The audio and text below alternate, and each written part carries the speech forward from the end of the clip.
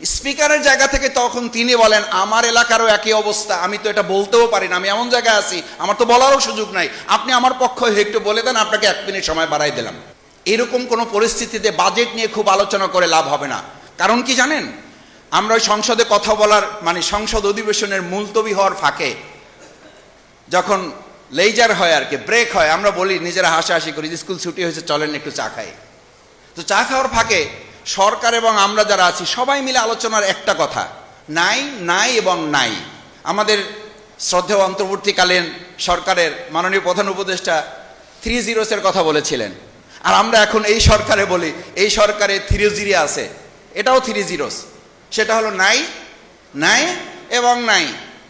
মাননীয় স্পিকারের কাছে যখন সংসদ সদস্যরা বলেন আমার হাসপাতালটা অসুস্থ, এটাকে একটু সুস্থ করার উদ্যোগ নেবেন মাননীয় স্পিকার, আপনি একটু মন্ত্রী মহোদয়ের দৃষ্টি আকর্ষণ করবেন।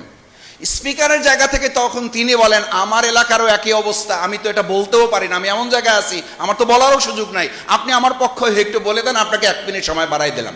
This is scenario. এটাকে আমরা বলে থাকি সর্বাঙ্গে ব্যথা, ওষুধ দেবেন কোথায়।